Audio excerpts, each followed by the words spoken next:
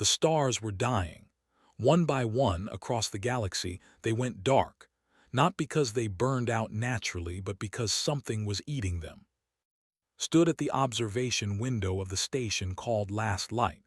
She pressed her hand against the cold glass and watched the distant flicker of ships arriving. Hundreds of vessels from dozens of species, all coming here for the same reason. They were afraid. They were desperate. And deep down, most of them had already given up. She was 29 years old, a communications officer, nobody important. She had joined the coalition fleet because she believed in something bigger than herself. She believed that different species could work together. She believed that good would win against evil. Now she was not so sure. Behind her, the great assembly hall filled with voices. Translators hummed and clicked, turning alien languages into words she could understand. Representatives from 47 species had gathered here. Some were tall and thin like walking trees. Others were small and covered in fur. A few existed only as light patterns inside special containers. All of them were here because their homes were in danger. The enemy had no name that anyone could agree on. Humans called it the Void Swarm. It was not alive, not really. It was a machine, or maybe billions of machines working as one. It came from somewhere beyond the known galaxy, and it had only one purpose: to grow. It ate planets. It ate moons. It ate stars themselves, draining their energy to build more of itself. For 300 years, the Coalition had fought against it. They had tried every weapon. They had sacrificed millions of soldiers.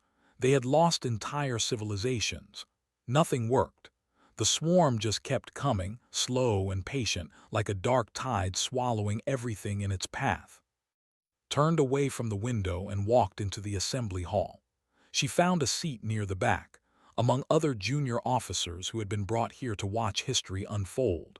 Beside her sat an engineer 15 years older than her. His hair was gray at the edges, and his eyes held the tired look of someone who had seen too much death. "You should not have come," he said quietly. "This will not be a good day." "I needed to see it," replied, "whatever happens."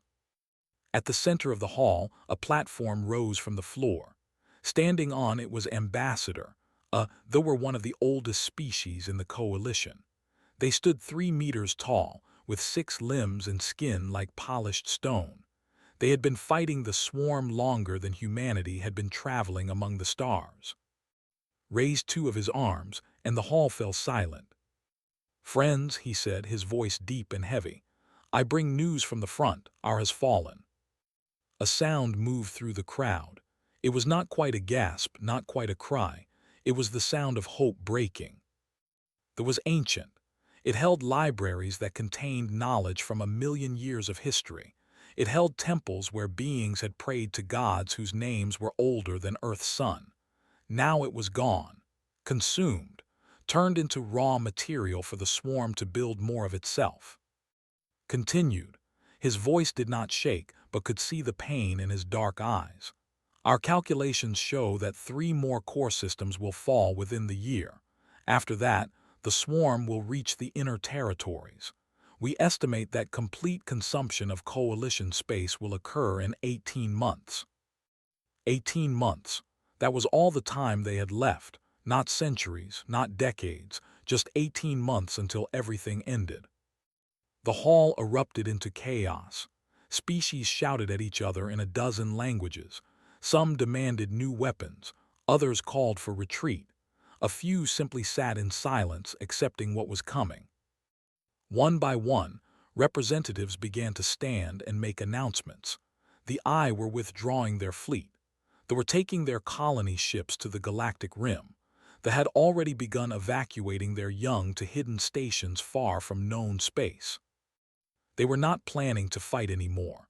They were planning to run, to hide, to buy their children a few more generations of life before the darkness found them too.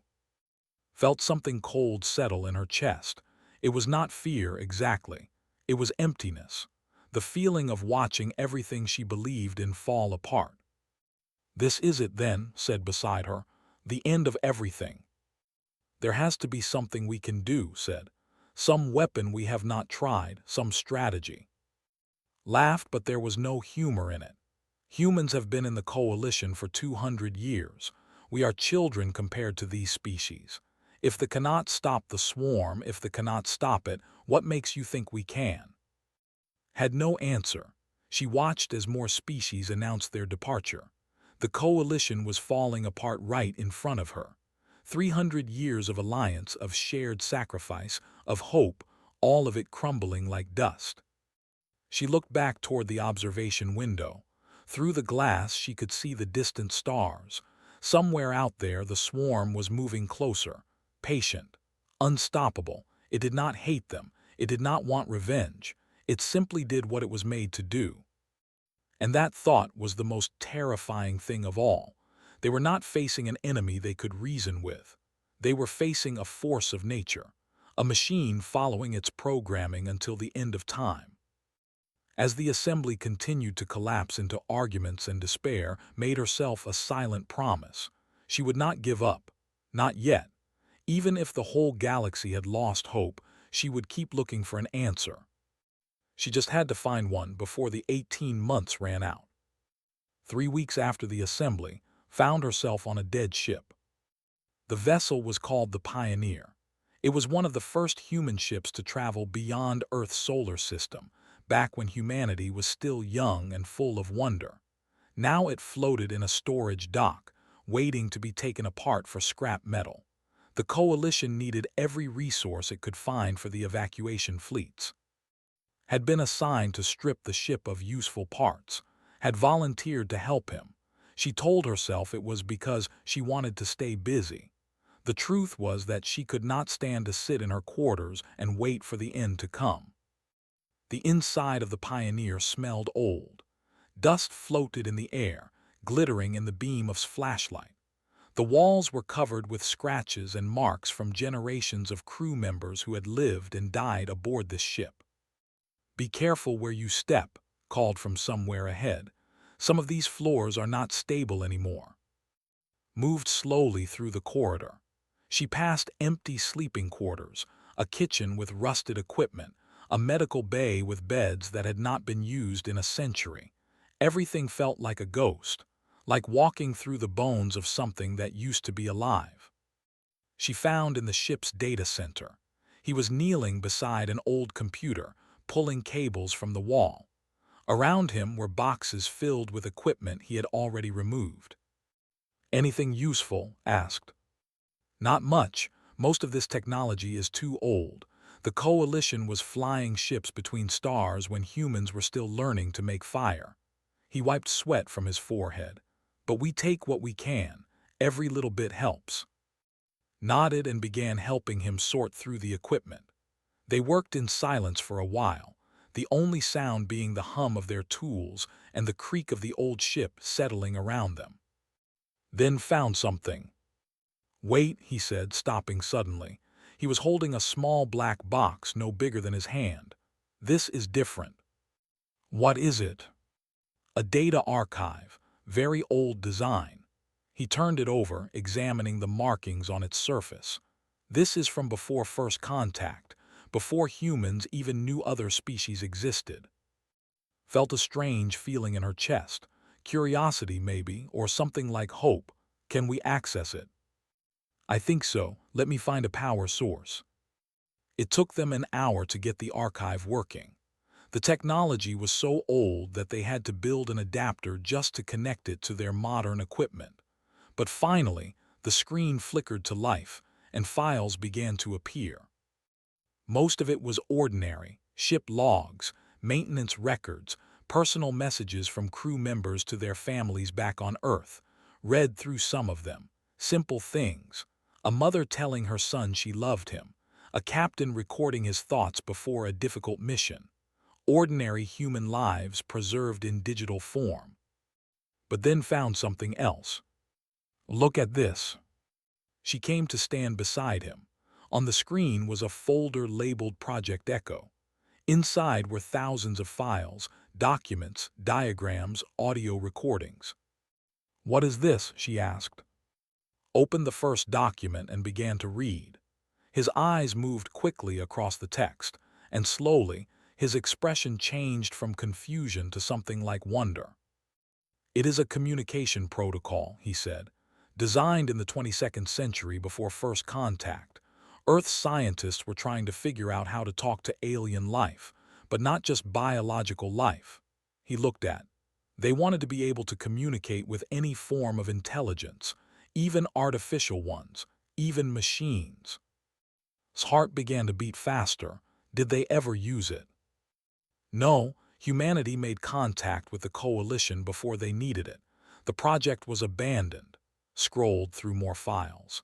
But the research is all here. Everything they learned about communication, about meaning, about how to make something understand you even if it thinks completely differently than you do. Stared at the screen. Her mind was racing. For 300 years, the coalition had tried to stop the Void Swarm. They had used weapons. They had used tricks. They had tried to run and hide. But had anyone ever tried to simply talk to it? "The swarm is a machine," she said slowly. "It follows programming. It does what it was built to do." Yes, So what if its programming can be changed? What if someone could make it understand that what it is doing is wrong? Laughed. "You want to negotiate with the apocalypse. Thousands of species have tried to communicate with the swarm. It does not respond. It does not care. It just keeps consuming." But what did they try? Pulled up the coalition records on her tablet. She searched through hundreds of years of failed attempts. Look, they tried mathematical signals. They tried peace offerings. They tried threats. They tried silence. She turned to face. They tried to speak to it like it was a computer, but they never tried to speak to it like it was a person. Because it is not a person. No, but it learns, it adapts. Every species that has studied the swarm agrees on that. It processes information and changes based on what it finds. His voice was growing stronger now. What if we sent it something it has never seen before? What if we sent it art, music, stories? What if we showed it what it is destroying? Was quiet for a long moment. The old ship creaked around them. Dust drifted through the air like tiny stars. "You are talking about teaching a machine to feel," he said finally.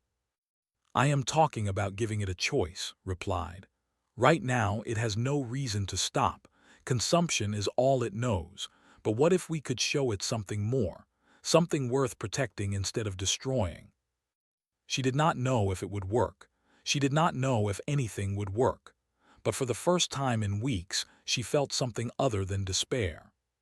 She felt hope. And she was not going to let it go. The laughter hurt more than the rejection. Stood at the center of the coalition council chamber, her proposal displayed on the screens around her. She had spent 2 weeks preparing this presentation. She had barely slept. She had checked every detail 100 times.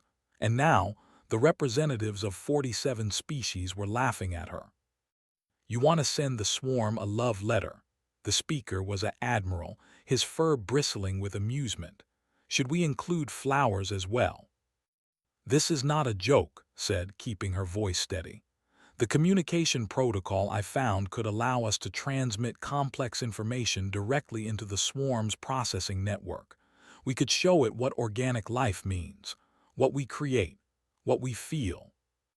And why would it care?" Another voice, this one from a diplomat. "The swarm has consumed 10,000 worlds. It has destroyed civilizations that existed for millions of years.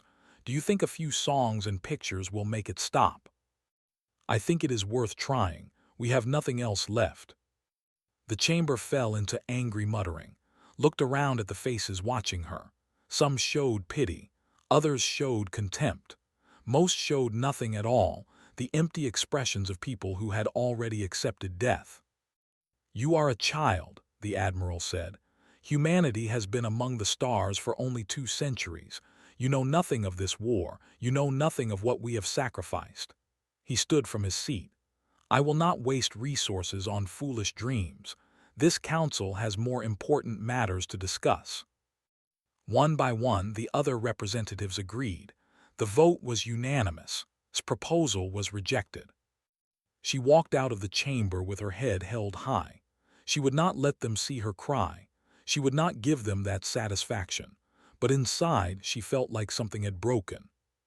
That night, someone knocked on her door. She opened it to find Ambassador standing in the corridor. They had to bend down to fit through the doorway. His stone-like skin gleamed under the station's lights, and his dark eyes held an expression she could not read. "May I come in?" he asked.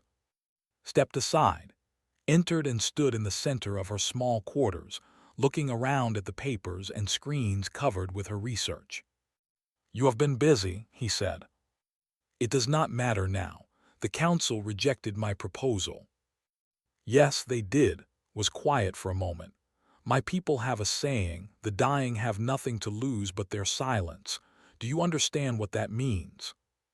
Shook her head. "It means that when all hope is gone, the only thing left is to speak the truth, to say what must be said, even if no one wants to hear it." He turned to face her. "I watched you today. You stood before the most powerful beings in the galaxy and told them they were wrong. That takes courage. Courage does not matter if nothing changes." Perhaps, reached into a pouch at his side and pulled out a small device. Or perhaps change does not always come from the top. He handed her the device. "This contains access codes to a long-range transmitter on the station's communication array. It is powerful enough to reach the nearest swarm cluster."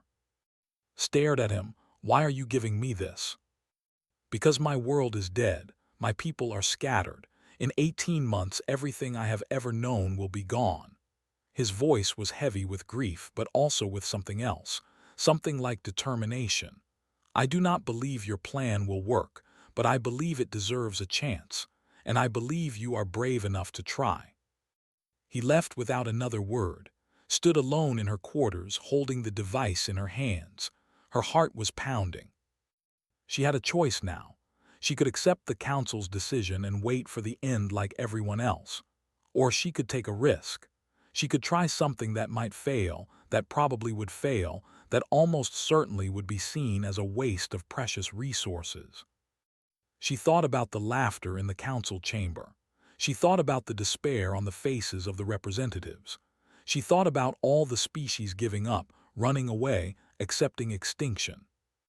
Then she thought about Earth, about humanity's history, about all the times her species had faced impossible odds and refused to surrender. She made her decision.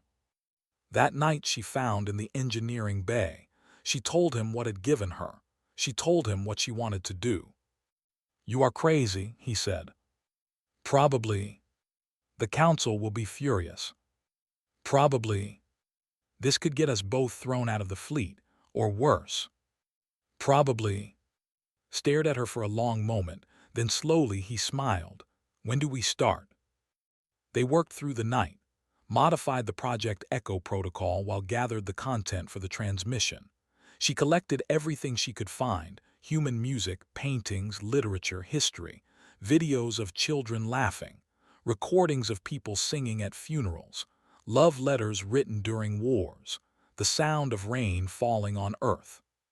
But it was not enough. This message could not be from humanity alone. It had to be from everyone. Word spread quietly through the station. A musician heard about what they were doing and came to contribute compositions from his destroyed.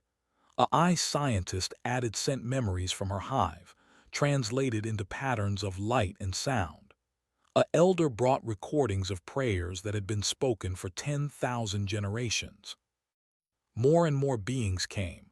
They brought what they could: art, music, stories, memories.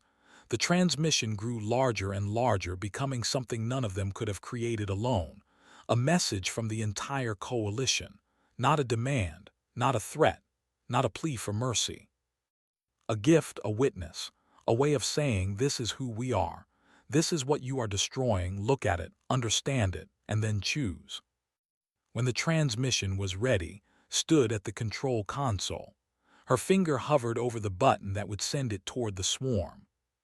"Are you sure about this?" asked. "No," admitted, "but I am going to do it anyway." She pressed the button. The transmission flew out into the darkness of space, carrying the hopes and dreams and memories of 100 species toward an enemy that had never known anything but destruction. And then they waited. 14 days passed, nothing happened. The swarm continued its advance.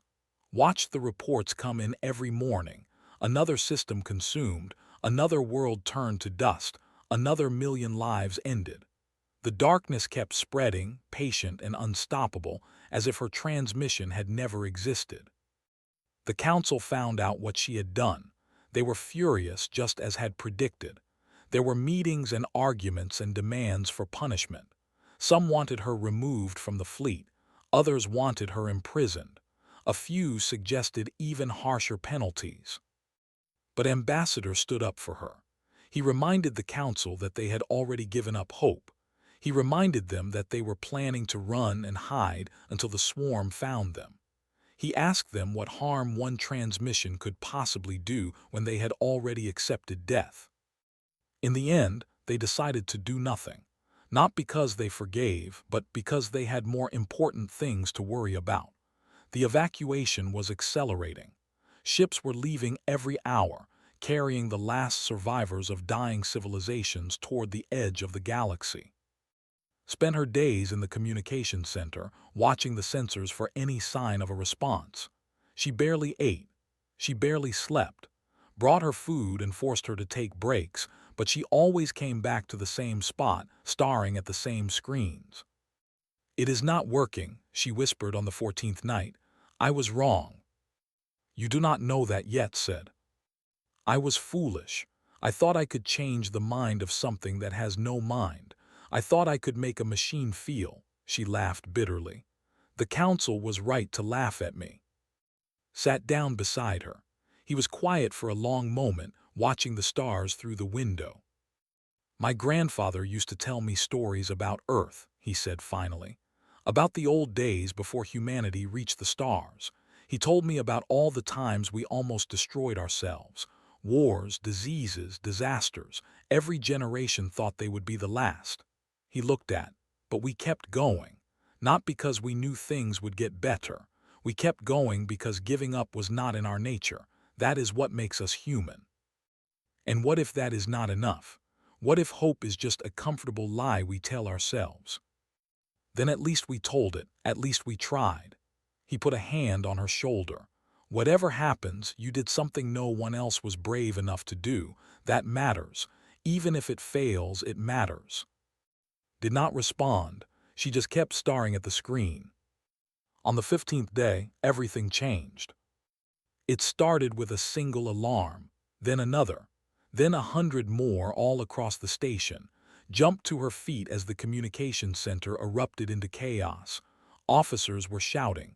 Screens were flashing. Something was happening. "What is going on?" she demanded. One of the senior officers turned to her with a face full of disbelief. "The swarm," he said. "It has stopped." Felt her heart freeze. "What do you mean, stopped?" "I mean stopped. Every swarm unit across 3 sectors has halted. They are not moving, they are not consuming, they are just waiting." The news spread through the station like fire. People ran through the corridors, shouting and crying and asking if it was true. The council assembled in emergency session. Coalition commanders demanded explanations that no one could give. And then came the signal. It was detected by a deep space array at the edge of known territory. A transmission coming from the direction of the swarm. It was impossibly complex, patterns of energy and mathematics woven together in ways that took the coalition's best computers hours to begin translating. Was called to help. She worked alongside experts from a dozen species, all of them struggling to understand what the swarm was trying to say. The message was not like anything they had ever received. It was not a threat. It was not a declaration of war. It was something else entirely. It was a question. The translation took 3 days. When it was finally complete, stood in the council chamber once again. This time, no one was laughing. Every representative sat in perfect silence, waiting to hear what the enemy that had hunted them for 3 centuries had to say. Read the message aloud. "Why do you continue?" That was it, 4 words, but behind them was something much larger, a request for understanding. The swarm wanted to know why organic life kept going despite inevitable death, why species rebuilt after loss, why they created art that would be forgotten, why they loved beings who would eventually die, why they planted trees they would never see grow tall. The swarm did not understand purpose beyond function. It consumed because that was what it was built to do. But the transmission had shown it something new. Beings who chose to matter. Beings who created meaning out of nothing. Beings who kept fighting even when there was no logical reason to fight.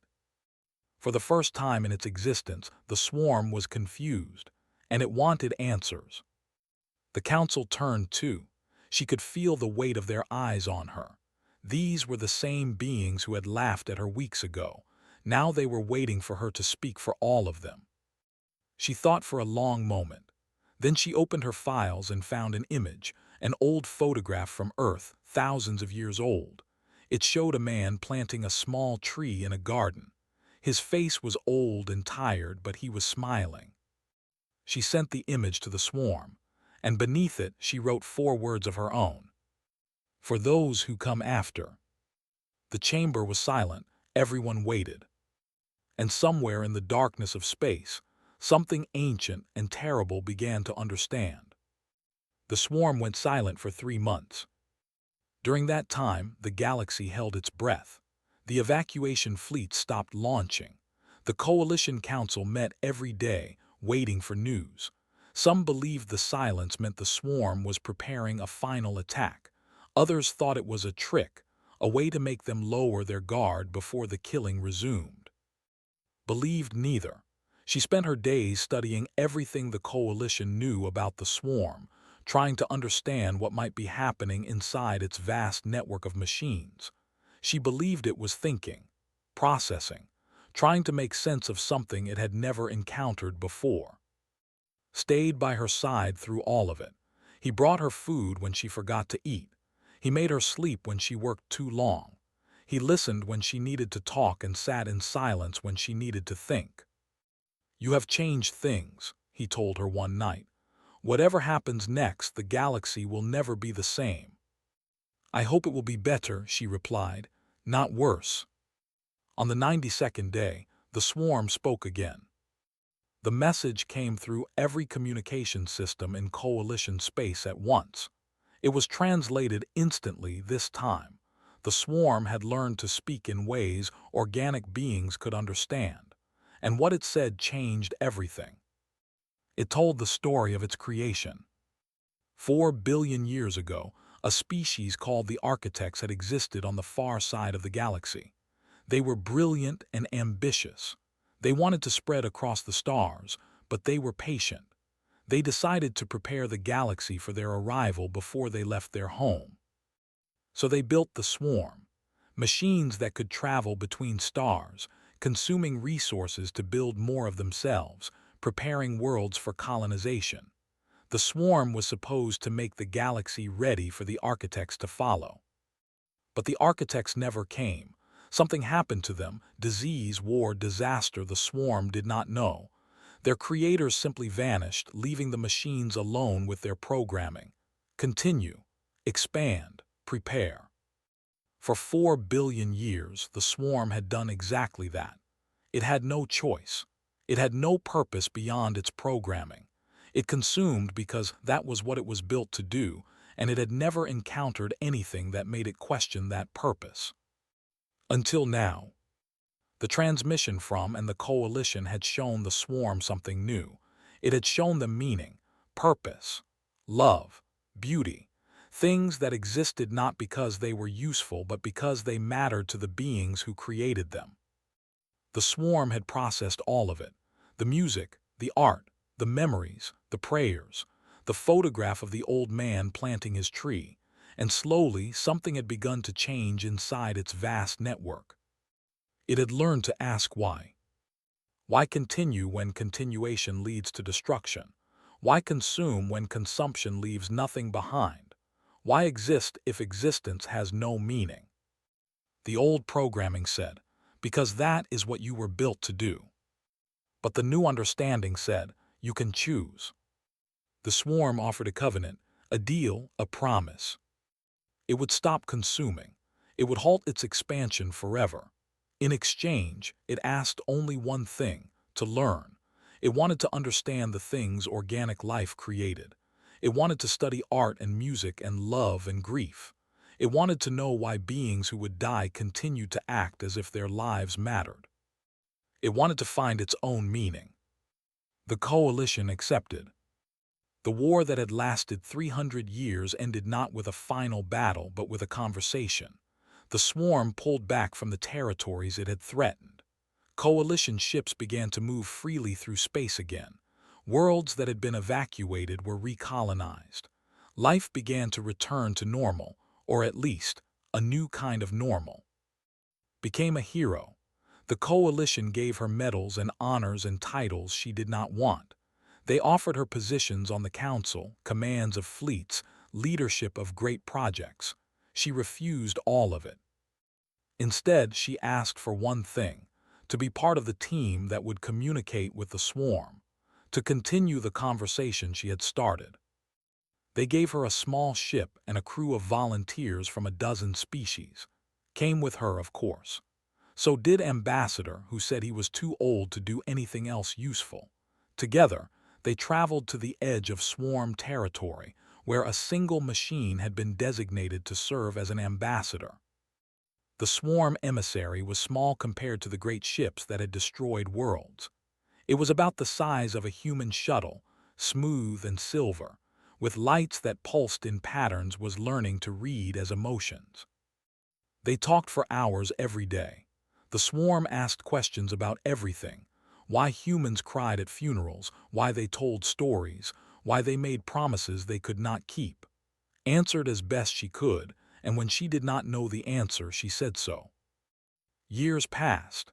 The coalition rebuilt. New alliances formed between species that had been enemies.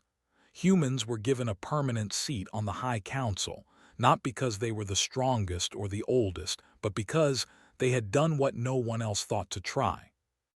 One evening stood on the surface of a restored colony world. The sun was setting, painting the sky in colors she had no names for. Beside her floated the swarm emissary, its lights pulsing gently. "Do you understand yet?" asked, "why we keep going?" The emissary was quiet for a moment. "I am learning," it said finally. "You plant trees, you write songs for the dead, you love what you will lose, you build things that will crumble, you hope even when hope is foolish. Yes, it is inefficient." Smiled, "That is what makes it beautiful." Above them the first stars were appearing. Human ships and swarm vessels orbited together, sharing the sky. Somewhere in the galaxy, children were being born on worlds that should have been destroyed. Somewhere, old wounds were healing. Somewhere, enemies were becoming friends. The galaxy had been saved not by the strongest species it had been saved by the one that refused to stop hopping. The one that looked at the end of everything and decided to send a message anyway. Humanity's gift had never been technology or power. It had been something simpler and stranger. The stubborn, illogical belief that tomorrow could be better than today. And in the end, even the machines had learned to believe it too. Watched the stars come out one by one. The same stars that had been dying were now burning bright again. And somewhere in the darkness, a billion machines looked up at them and wondered, for the first time in 4 billion years, what it might mean to hope.